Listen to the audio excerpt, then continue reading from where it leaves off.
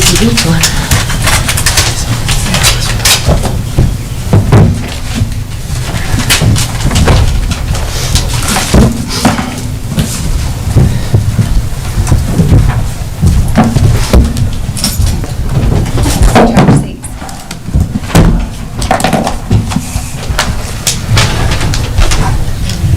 I don't know if that'll stay charged the whole time. You can always move it. I'll come back if it doesn't. Is that a plug right there? Oh, is that another plug for it?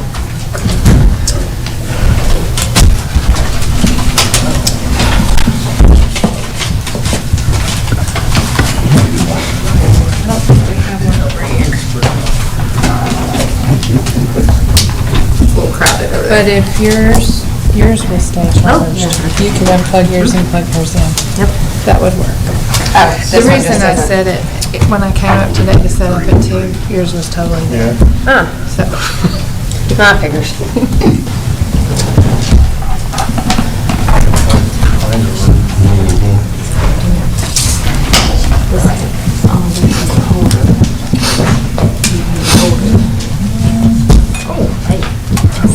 You would stick yours in that.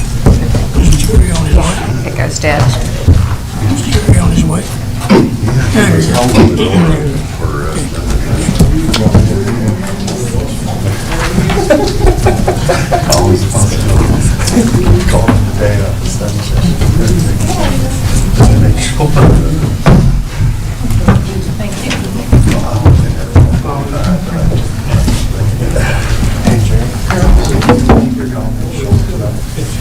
I hope y'all do.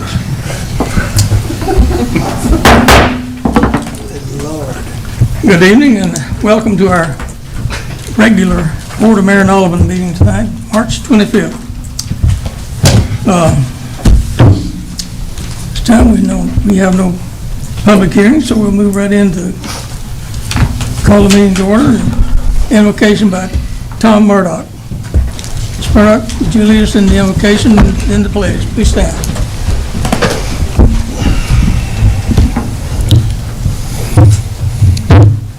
Holy God, in this holy week, we ask you once again to help us to learn from Jesus, who taught us how to love with compassion for all of our brothers and sisters.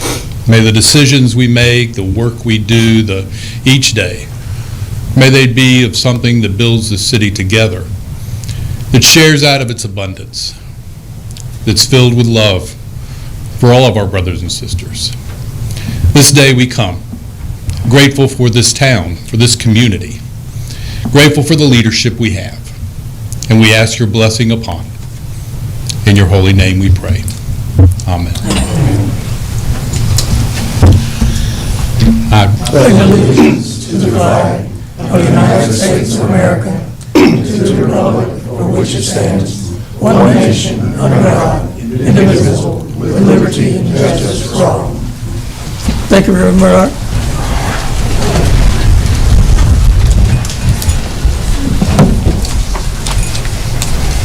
This time, I'd like the city recorder to call the roll, please. Almacher, Here. Berry, Here. Glick, Here. Noah, Here. Mann, Here. Mathis, Here. Wilson. Present. So we have 7 present. Thank you. At this time, we have no commendations, but we do have some certificates for our 2 guests that are here this evening.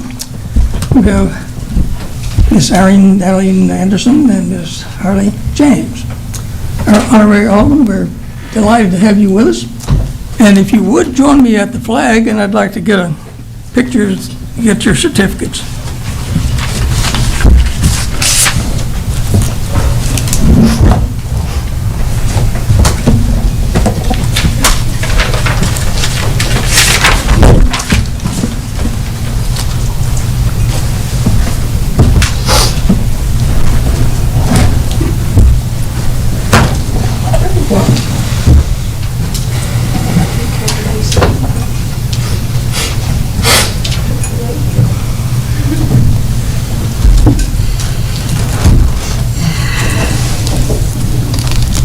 We're delighted to have these young ladies with us tonight.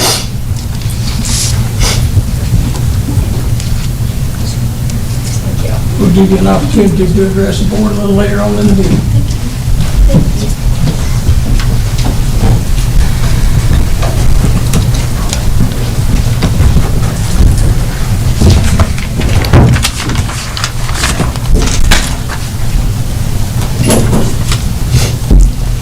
At this time, we have no other proclamations this evening, but we can move quickly, and we have a rather lengthy meeting tonight with a study session to follow, so we'll move quickly through this. Are there anyone from comments from the citizens who would like to address the board under anything that's under the purview of the board? So please come to the podium and you'll be recognized. Hello, guys. I'm Jason Jones, 804 Westwood Drive, because I know you're going to ask, Mayor. I'm here tonight in regard to the proposed amendments to the food truck ordinance. I know that I helped establish these rules. We kind of went over some things. Is it perfect? No. So we're here tonight to hopefully make a few changes. There are two things that we're looking at. One of them I'm just going to shoot off the hip, the other I'll go into detail about, where we're looking at getting approvals for our setups from property owners. You know, there's a lot of these places to where there are leasees, there are tenants there that really want us there. They have out-of-state owners that could really care less if we're there or not. You know, if they don't want us there, maybe we need to look at, you know, have the leasees, have the tenants ask the owners if it's okay. Because we can easily get that, but we find it rather difficult to get permissions from some of these out-of-state owners that are really hard to contact. So I would maybe advise that we look into that a little bit differently, maybe obtain a permit. We could just have the leasees and that's it, not the actual owners. So that's one thing there. The one thing that I do have a big issue with is the proposed changes to the ordinance want to abolish the requirement for food truck vendors to go through the newly established permit process for one-off or special events. Instead, the proposed change would defer potential liability to an event holder. I do not agree with these proposed changes for a few reasons. The concerns that I have for the events are for basically public safety, and that was the original intent of the ordinance. My concerns with the potential changes are the intent of the ordinance was to ensure health and safety of the public and people of Tullahoma. In bypassing the city permit process, the city is openly inviting potential problems that the ordinance was written for in the first place and diverting the liability to an event organizer to ensure health and safety requirements. During the discussion of this process of the ordinance, in this very room, it was stated that the city wanted to know who was coming to our city. All of a sudden, we don't care that much anymore. Another reason that the ordinance was established was the fact that Tullahoma tax dollars were leaving the city, and the $200.50 fee was put into place to offset the lost revenue. In not charging something, there again, we have the original intent of the ordinance is being disregarded. Additionally, think what these proposed changes said to food truck vendors that already have paid the premium $250 yearly fee. Openly inviting food trucks to events without having go through the process makes me question the need for the process as a whole. We all need to play by the same rules. My proposal would be this. For a food truck vendor who wants to attend a one-off or special event, pay a smaller fee, $25, $50 to cover the offset revenue, substantially smaller than the rest of us vendors. Have their health and safety information verified by the city, the same as the rest of us vendors, and have their names checked against the sex offender registry, the same as the rest of us. As I previously stated, we all need to play by the same rules. You're the rule makers. Please let's make it right. Thank you. Thank you, Mr. Jones. Anyone else?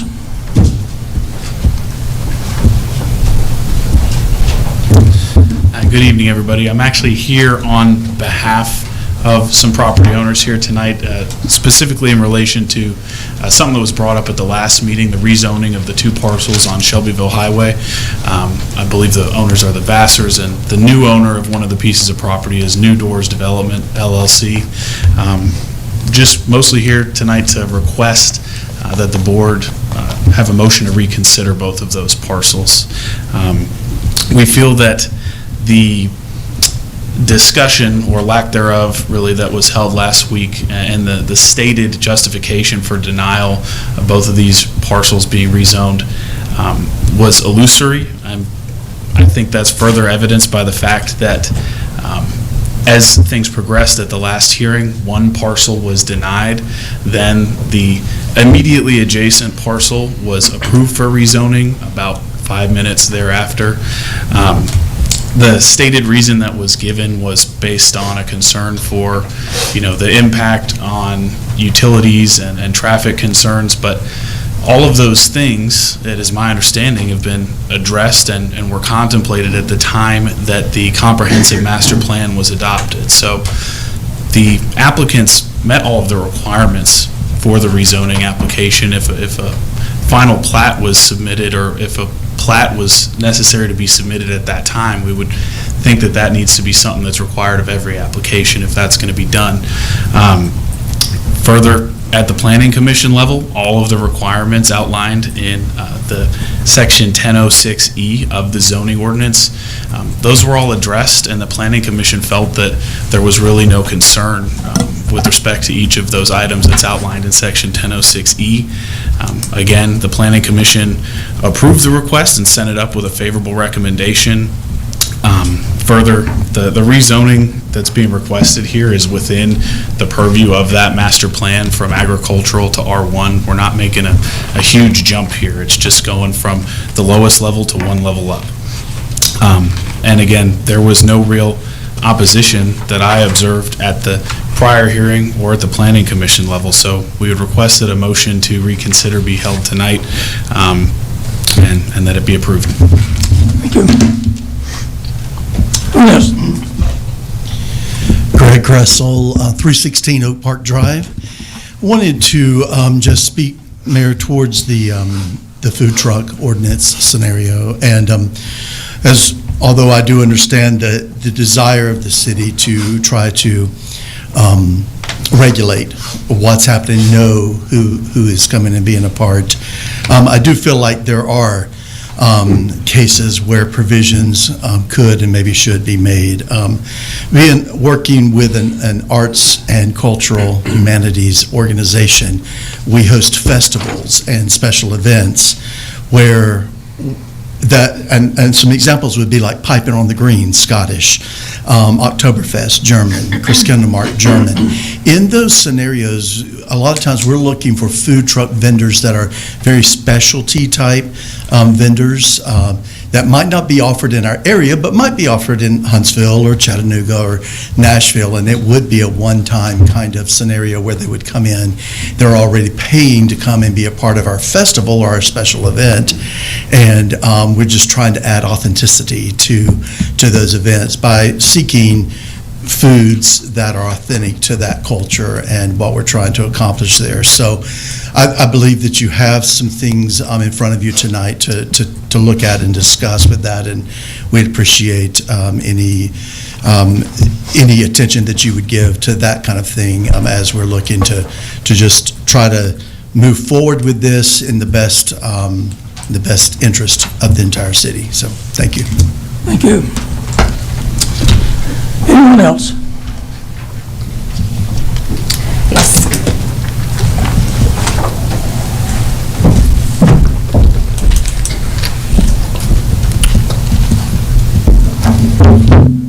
Good evening, Mayor, Board of Mayor and Aldermen.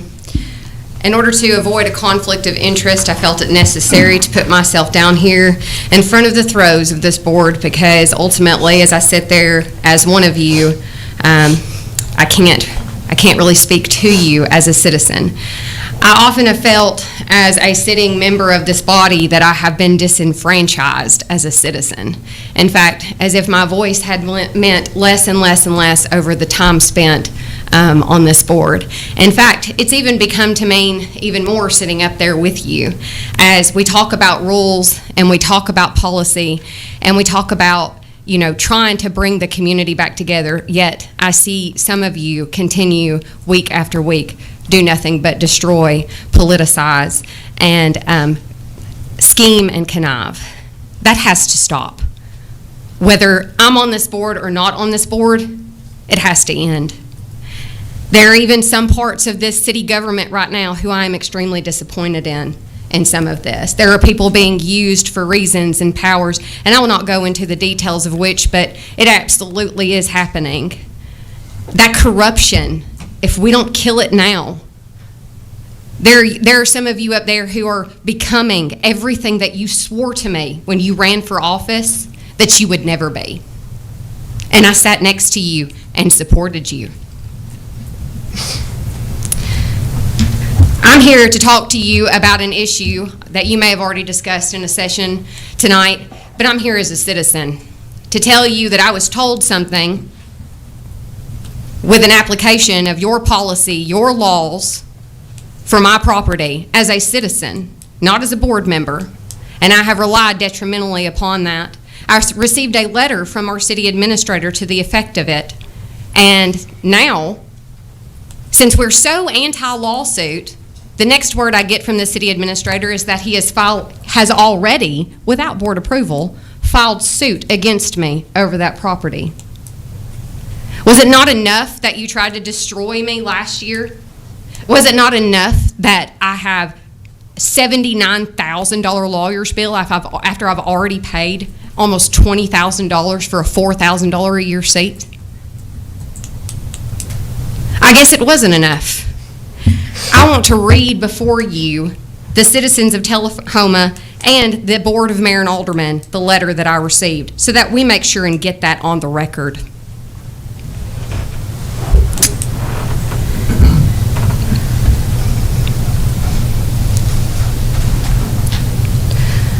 Dear Ms. Allmacher, recently we had a conversation regarding the construction at 1744 Ledford Mill Road and the various concerns regarding inspections, sprinkler systems, and fire hydrant requirements from code. This letter is a summary of our discussion for clarity and understanding.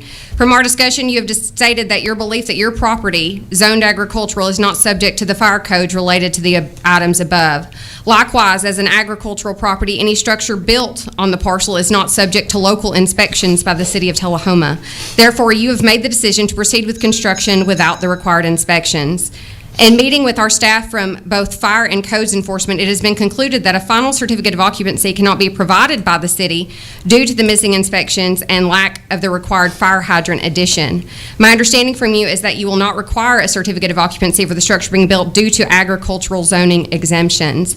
Please review the above language to confirm our mutual understanding. If you agree this description is accurate, please confirm by signing below. Let me make it very clear, I didn't necessarily agree that that condition was accurate. In fact, I said that you cannot force somebody to put in a sprinkler system in a single residential one-story house on 20 acres of farmland merely because it's on 20 acres of farmland. That would be a violation of agricultural exemption laws. And no, you cannot force me to put a fire hydrant and run lines across my farm for the purposes of a fire hydrant. I'm not developing.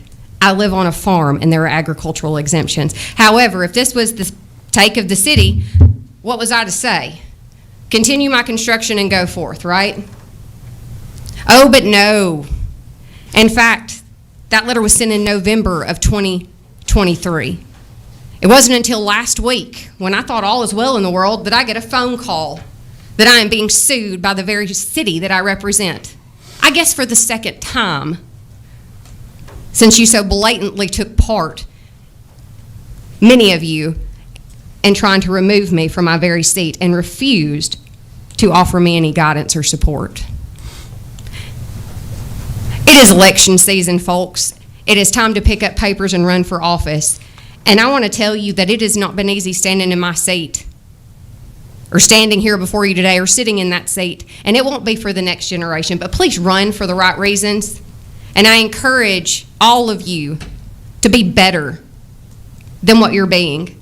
And I encourage you to make sure that you're taking things up the chain of command, because in no way is it ever appropriate to sue somebody after you sent them a letter to the contrary, and that's the last thing that they heard. If that is customer service in this city, we have a long ways to go. Thank you, Mr. Quick. Your name has been called, and you will not be limited to 3 minutes, as we did not limit the previous speaker to 3 minutes. He's not a board member and it's inappropriate, but you know what? You follow your own rules. Mayor, despite the fact that I would love to speak to some of these accusations, I'm going to allow our attorney, Brittany Hoskins, for the city to explain the process for how this occurred. I would also, I think the Board of Mayor and Aldermen who did choose to attend that meeting fully understands the reason for what has happened, fully understand the timing for why that has happened, and that this complaint is against a citizen. It's simply stated, we're not seeking damages, we're seeking for a judge to acknowledge one way or the other as to what code should be followed by this property. So then that way, moving forward, we'll be able to know how to best enforce those for future uses. At the same time, we're also looking to limit our exposure should we have been enforcing codes that we shouldn't have, or on the contrary, if we don't enforce codes that we have previously enforced. So I would like to ask Ms. Hoskins if she would like to address any of the concerns that were brought by Alderman Allmacher. Thank you, Mr. Quick. Just briefly, as I'm not sure this is a good use of the time that we have here, what we have is a citizen who owns property within city limits that is zoned residential R1. And it also qualifies as property that's eligible to be in the Greenbelt, which is taxed as agricultural. However, taxing purposes and zoning purposes are two different things. And it is zoned residential, which means that it must comply with residences that are built in R1 areas. And we have a citizen who's refusing to comply with that, a citizen who we have worked with for quite some time trying to ensure compliance, and a citizen who blatantly said, I'll have to be sued in order for codes or for me to comply with codes. And so that is what's happened here. Our office represents the city of Tullahoma, or our firm does. Therefore, we advise the city administrator that our firm has a conflict, as Ms. Alderman happens to be that citizen, and she's also an alderman who sits on this board. So therefore, our firm had a conflict. Outside counsel has been retained for this, and outside counsel is here if they wish to speak on this as well. However, that's really what's going on here. The letter that Ms. Allmacher just read into the record was a recap of a conversation that she had with our city administrator, where he simply put it into writing and said, this is your position, this is our position, just sign off on this, as a recap of our conversation. And as she stated, she's refused to sign that. She refuses to comply with codes, and so our hands have been tied on this. We have no choice. We're going to enforce our codes against any citizen, and that includes the alderman. Thank you. Any other citizens wish to speak? Hello, I'm Cecilia Simmons, 706 South Polk Street. I'm here because I have a neighbor that is dumping human waste on the ground, and I've reached out to city codes, and I'm just not sure that they're doing everything they need to do. I was told my case was closed by Tony, so I reached out to Charles.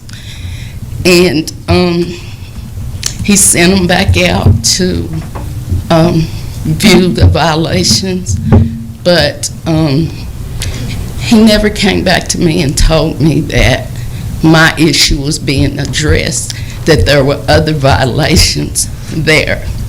And also, I have some other concerns.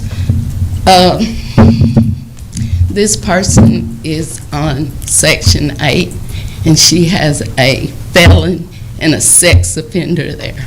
And my grandkids come. I have nieces and nephews that live in this neighborhood. So I'm just trying to figure out where to go from here.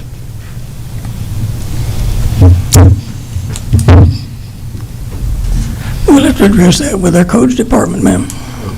Pardon me? We'll have to address that with our codes department. I have. The city administrator. Can you get her The to city help? administrator would. Okay. Thank you.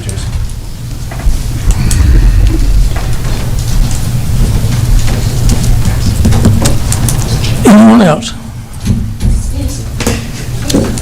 If not, we'll close the comments from citizens, and we'll move into the agenda for the evening, and get a motion on the floor to approve the agenda as presented. Motion from Alderman Berry, seconded by Alderman Mann. Any questions on the agenda? If not, we'll vote on the agenda.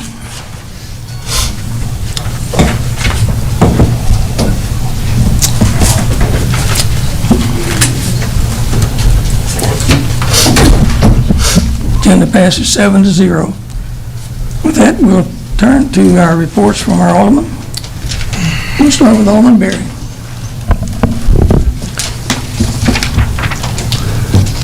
No report, Mayor, other than congratulations to Jessica Moore, who is our Employee of the Month. Miss Ashley nominated her.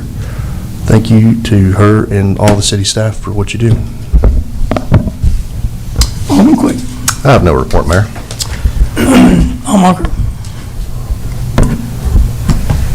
Yes, since this is about all citizens and all land, Section 6 TCA 6-54-126 zoning limitations on agricultural land. For any land that is used for agricultural purposes as of May 10th, 1998, a municipality may not use its zoning power to interfere in any way with the use of such land for agricultural purposes, so long as land is used for agricultural purposes. Also, farmhouse residences is incidental to the agricultural enterprise. I would just like to say that I am very disappointed. No citations, no conversations. I've never even had a conversation with Ms. Hoskins. It's very interesting. I've never spoken to you. I said I second that. Yeah. You never spoke to me. That's true. That's true. So, I mean, it's interesting to be talking about those types of things, but I do think that mandatory sprinkler requirements, we can tap our things all we want to. Mandatory sprinkler requirements are something that this board does need to discuss. I'll be happy to abstain, but going forward in the future, I think it would behoove of the city administration to bring items like that before this body, because again, it's supposed to be of the people, by the people, for the people. The citizens of Tullahoma should know what you're spending your tax dollars on. And you know, this continued witch hunt of an alderman is not really a good use of taxpayer dollars. That is all I have. Alderman Wilson. No report, Mayor, thank you. Alderman. Couple of things this evening. First off, on a more positive note, I want to acknowledge a local citizen named Shaylin C., who reached out to us about 2 weeks ago. Shaylin emailed all of us not to complain or to bring up a problem with the city, but to offer a solution. Following the tragic death of a local infant that I'm sure many of us had read about, Shaylin decided to gather signatures and petition this board to obtain and install a safe baby box in our city. Most of you have probably heard of this, but basically it's a box installed at our fire department where it legally permits a mother in crisis to safely, securely, and anonymously surrender her unwanted newborn. Once the infant is placed in the box, it triggers automatic calls to 911 and alerts to trained staff so that they may rescue the newborn. So far, Shaylin's petition has around 70 signatures, and it can be found on change.org by searching Implement Safe Baby Boxes in Tullahoma, Tennessee. I would encourage anyone who believes, as I do, that our city should purchase and install a safe baby box here in Tullahoma to sign the petition or reach out to members of this board prior to our next meeting. Always on top of things, our fire department and Chief Pearson have already been looking into this, getting the numbers, and will have an item on the next agenda for this board to consider and hopefully approve. At that time, I've invited Shaylin to bring and present her petition prior to the vote. I think this is something we can all get behind, and I applaud Mrs. Sieg for stepping up and reaching out with an idea for our city that could save the lives of its most vulnerable. It's very encouraging to have citizens like her giving their time and effort to make positive change for this city. Also, I'd like to mention that we have a couple more businesses from the downtown that have committed to donating money toward the Downtown Planner Project, and waiting to hear back from a few more that might as well. Next week, I'll be acknowledging everyone who is committed to helping fund this project in my comments at the next meeting. Thank you. Thank you, Alderman Mathis. No report. Well, for me, I've been attending some meetings, airport board meeting, TUA meeting. Also, we had an interview for a new president for our TUA board, for our TUA organization. We hired, the board has hired Alan Potter, who is a VP of electrical there. And then I, last week, attended the South Central Tennessee Development District over in Mount Pleasant. With that concludes my report, but now I'd like to turn to our honorary aldermen. I'd like for them to give us things that are going on in their world, and particularly at the high school, and tell us some about yourself and plans for your future. I will start with Ms. Anderson.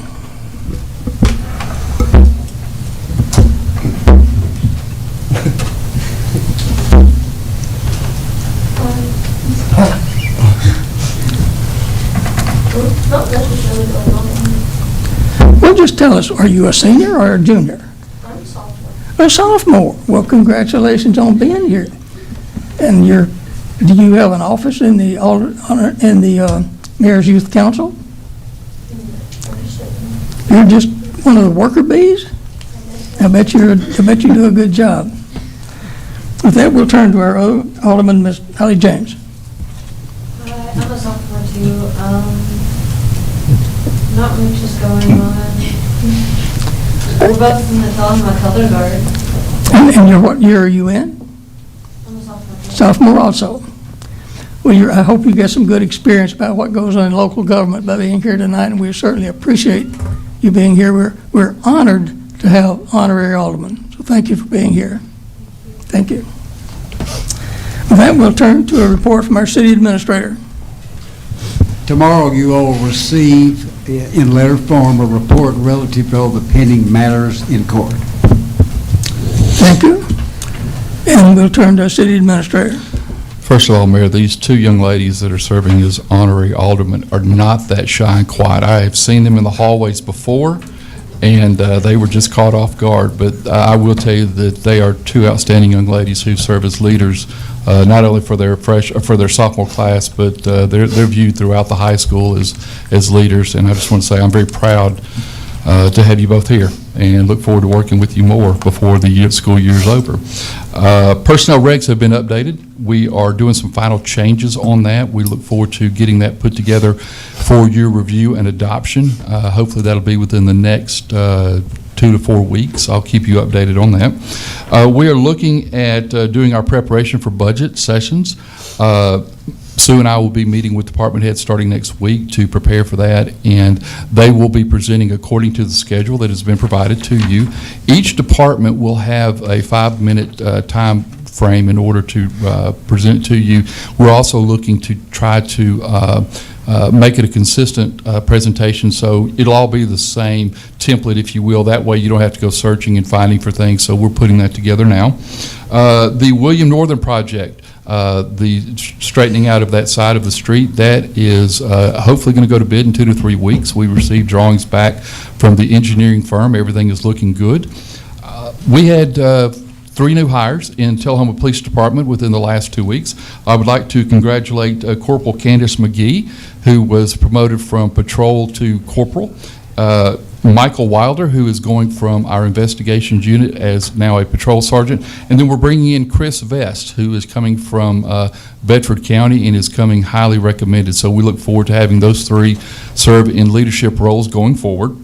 The Community Service Organization funding applications that we have sent out, we have made sure that we've contacted all of those that submitted last year to make sure they understood that the application process was in effect, and then also how they would go about getting those materials, and reminding them that the deadline to submit that information is going to be on April 1st. Opening ceremonies for Little League. Nothing like spring time ball is going to be April 1st, and that's for Little League. Our Little League is our co-ed teams, and we have 349 players, and that's going to be about 30 teams.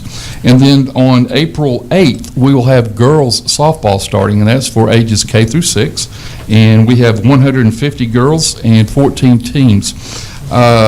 I would like to remind everybody that this Friday, Mayor Noes will be hosting a legislative breakfast at Lakewood Country Club.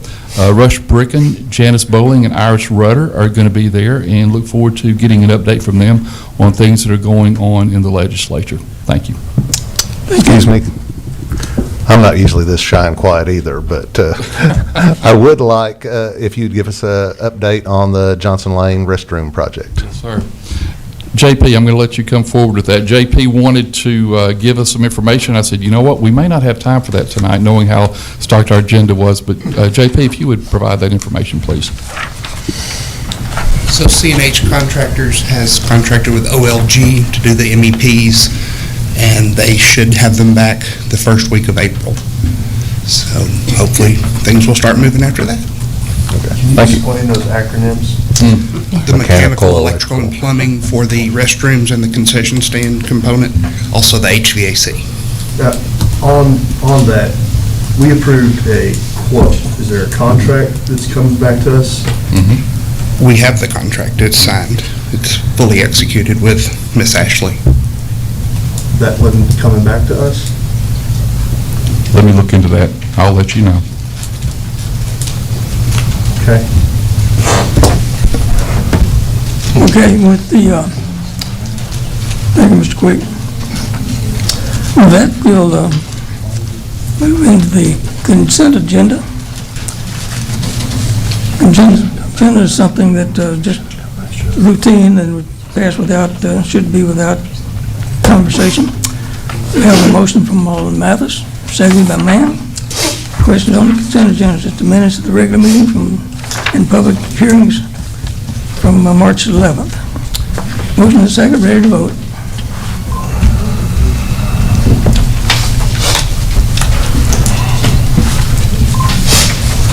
It passes 7-0. We're ready to move into unfinished business. This is on second reading. An ordinance to amend the zoning map of the city of Tullahoma set forth in the municipal code, rezone the parcel located along Kings Lane. That's from R2 to neighborhood commercial C2. This is for passage on second reading. It's to C3, correct? Yep. That's correct, C3. Motion from Mann, second by Alderman Berry, second by Mann. Any questions? On second reading, ready to vote.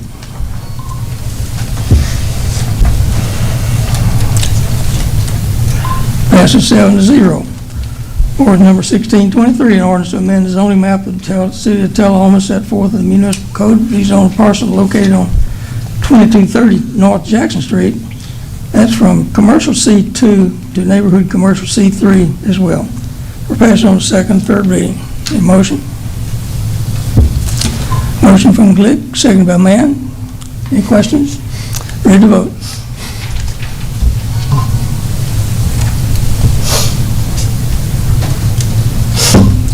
Passes 7-0. Ordinance number 1625. Ordinance to amend the zoning map of the city of Tullahoma set forth in the municipal code. Rezone a parcel located on 911 North Washington Street from commercial C2 to commercial C3. Passes on the second, final reading. Motion from Glick, second by Mann, Mathis. Any questions? Ready to vote? Passes 7-0. No other unfinished business. Moving into new business. An ordinance number 1627, ordinance to amend the mobile food vending Title 19, Title 9, Business Peddlers and Solicitors, Chapter 8, Mobile Food Vending of the City of Tullahoma. As set forth in the Tullahoma Municipal Code, passed on the first of two readings. Details of that are on page 78 in your packet. Motion from Barry.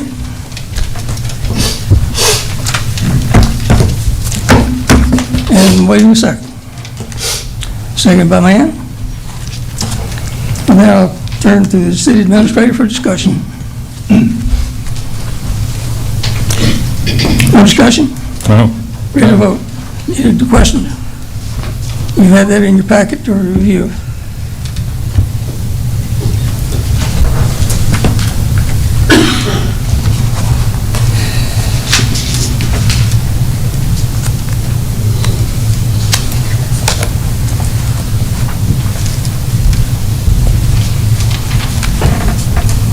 And it passes 7-0. Next item, 2423, consider a request for Winston Brooks, TAEDC, to reappoint Dr. Lynn Seaborn and Mr. John McCord to the Tullahoma Health, Education, and Housing Facility Board, and that's a subset of the Tullahoma Area Economic Development Corporation, TAEDC. Motion from Mann, second by Barry. Any questions on that? I do have a quick question. Good, Alderman Wilson. I just wondered if I know that, that Dr. Seaborn is, his intention is to run for mayor in this upcoming election, and I didn't know if there was a conflict with the mayor serving on the TADC, so I wanted to pose that question. Well, he's not been elected yet, so we're appointing him until that point in time. But if, just to be clear, if there was a citizen, I mean, if there was an employee of the city that was going to run for office, would they have up until they're elected to vacate their? I'll ask the director of the TADC to address that question, if you would, Mr. Mr. Brooks, you want to address that question? Well, that's a question about whether, about the. We're having that question answered. Mayor, Alderman, good to see you guys tonight. Thank you for taking the time to consider this motion. I think the last part of that question is probably better answered by our attorney team, and then if we need to address the other issues, I'd be glad to do it. Members of the TAEDC are not employees of the city. However, under our code, if Mr. Seaborn were to be elected mayor, he could not keep the other position. But since he has only picked up papers and has not filed them for qualification, there's no reason why he couldn't be reappointed to this position tonight. So, Margaret. I have one comment to make and then another question, because we're going to continue doing this no matter what I say. I find it interesting, as I've been an alderman up here, that we often get an attorney's opinion or counsel from an attorney in open meetings.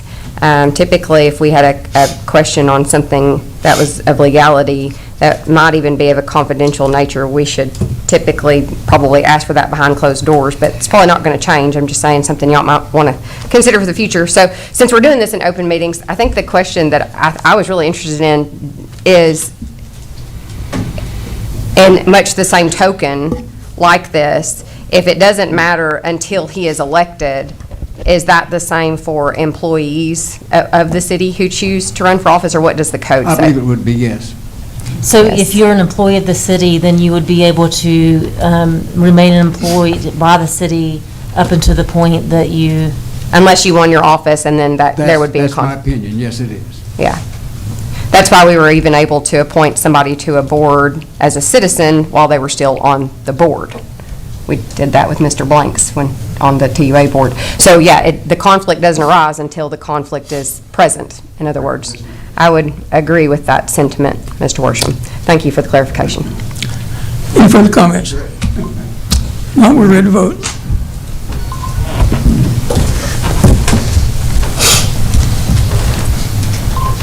Passes 7-0. So Mr. Seaborn and Mr. McCord, you've been reappointed. Item number 2444, consider a request from Parks and Recreation to accept a bid provided by Hall Farms and Landscaping in the amount of $30,641 with a $5,500 yearly maintenance fee for the landscaping downtown renovation project. Details on 126. Motion from Barry, seconded by Mann. Any discussion? Ready to vote.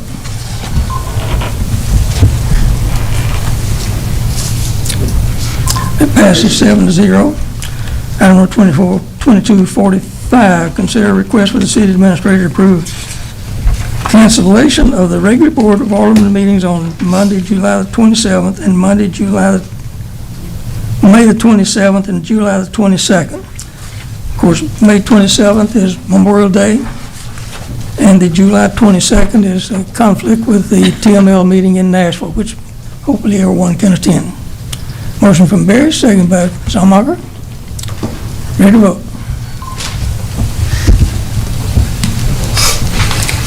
Passes 7-0. Surprised he voted yes. There being no other new business, we will adjourn the Board of Mayor and Alderman meeting and move directly into the beer board. Are there any public comments to address for the beer board tonight? not, we'll move into the consent agenda. Need a motion to approve the consent agenda. Motion from Barry, seconded by Mann. Any discussion? It's only the minutes from the previous meeting. It's ready to vote.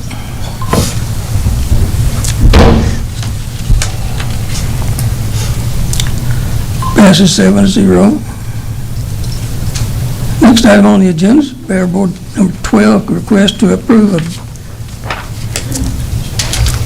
BB 11, a request to approve a beer application special permit for a nonprofit, South Jackson Civic Association. From Ms. Colleen Sanders, the president will be in charge of the beer sales. Schedule for the beer, that's on page 140. Motion from Mann, seconded by Barry. Any questions?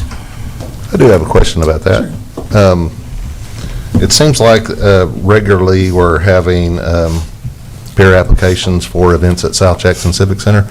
Would it not be, and I'm just merely asking the question, would it not be possible for them to get a beer license and not have to come every time they have an event? That's what this one is? Okay. They're ahead of you. Oh, okay, good. They answered my question then. Ready to vote.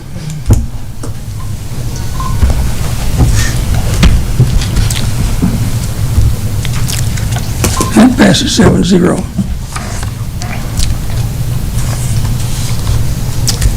Next item is a request to approve a beer application special events permit for Centennial Women's Club live on lawn charity fundraiser Friday, May the 24th, 7 to 9 p.m. South Jackson Performing Arts. And Ms. Colleen Sanders again will be the president in charge of beer sales. Seconded from Barry, seconded by Mann.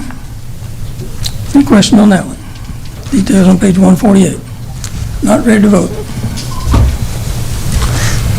Could they not operate under South Jackson's That's what beer I was license? wondering. That's Different organization. Same person, different organization. Yeah. same place, different organization. Okay. Across the street. That's the same. It's the same place. Same It's the address. venue, The so- venue's the same address. Yeah. I think it would be unnecessary in the future to have to do that twice. If they have a beer permit on file, then if you're having an event at South Jackson, you should just, Yeah, that's what my question Because they would was. be holding the beer permit, so. It's different responsible parties, right? That's the, What it's is not it? the, it's not the venue that's getting the permit, it's the person. Right. And the responsible party. That's the difference in the two. the liability premise. Yeah. Yeah. Ready to vote? Passes 7-0. Okay, with, tonight we have a situation that does not come before our beer board regularly. But we have a situation tonight where we've had two vendors have a beer permit that have been brought to us that have a violation, sales to minors. And the details of that, if you'll turn to page 154 in your packet.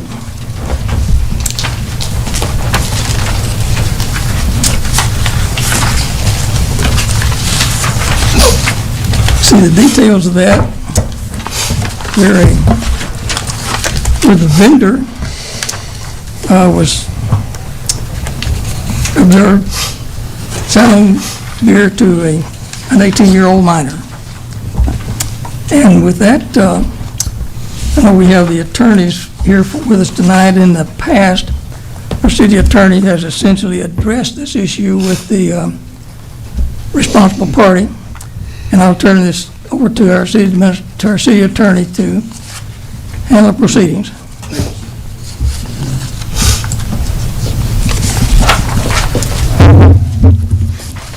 The first violation involves a beer permit holder by the name of Gayatri Bin R. Patel Brothers Local Market at 735 Clement Drive in Tullahoma. Is Mr. Patel present tonight? Is Mr. Patel here? Well, he needs to be here because he's the person who's been charged with a violation of our beer ordinance. And someone in his behalf should not, it should be someone else, in my opinion. If the person that he has been asked to be here, is that correct?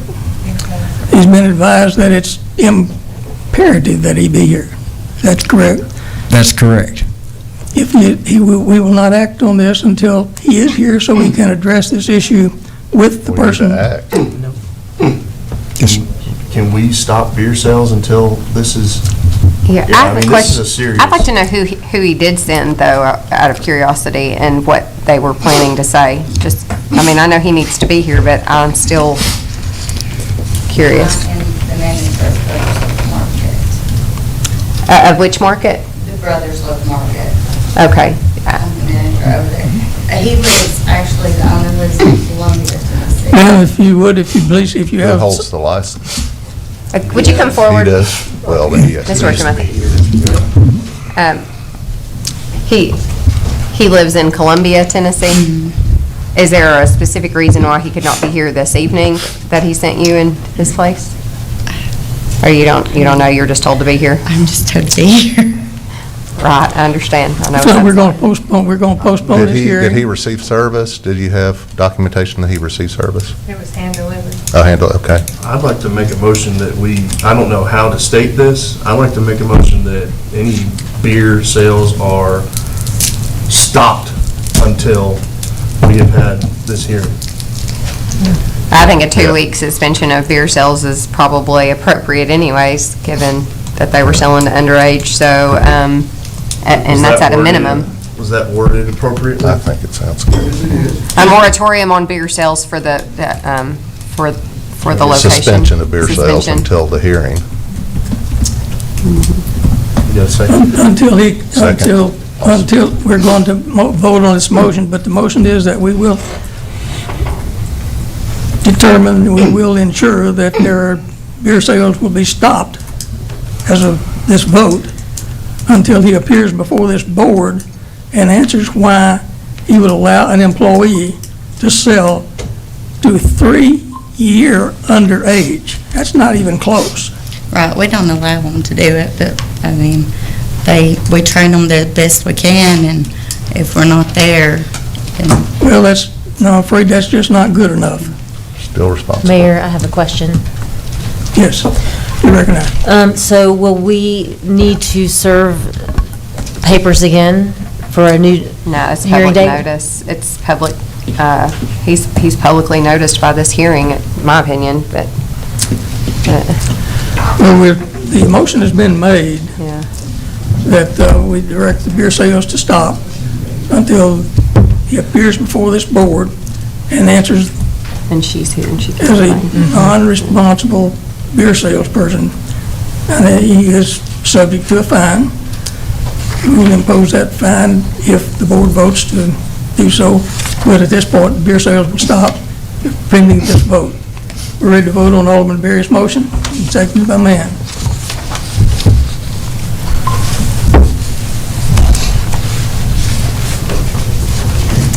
That's it, that passes 7-0. We have another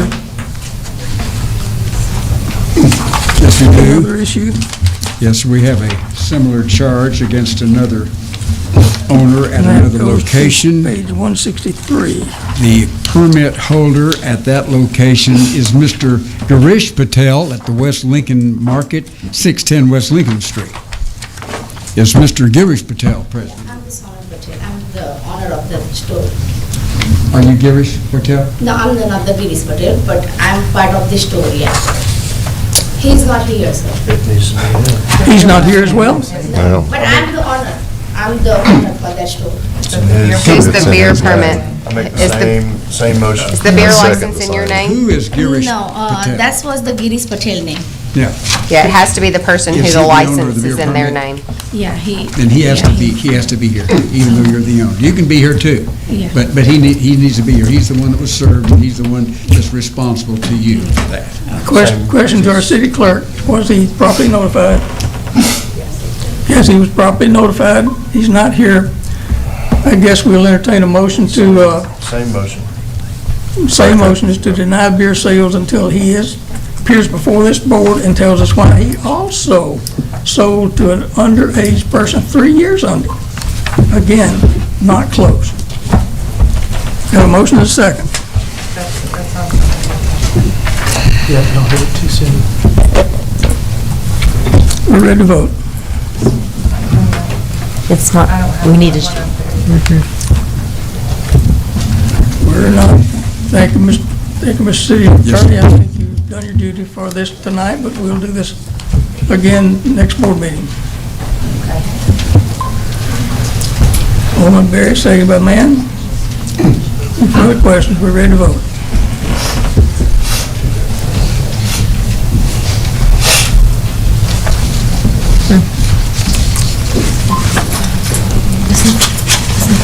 That also passes 7-0.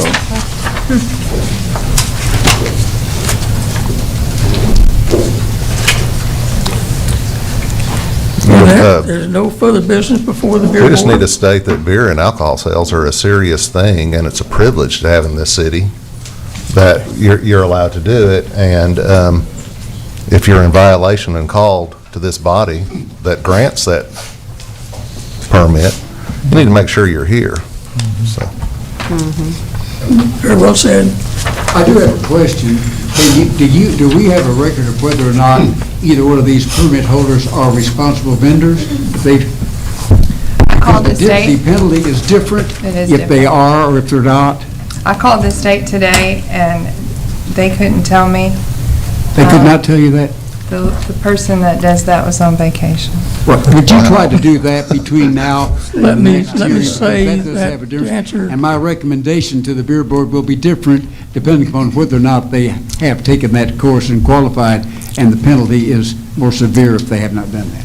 If they are in fact a responsible vendor, they will have a certificate from the state. This is issued by the state, not by the city.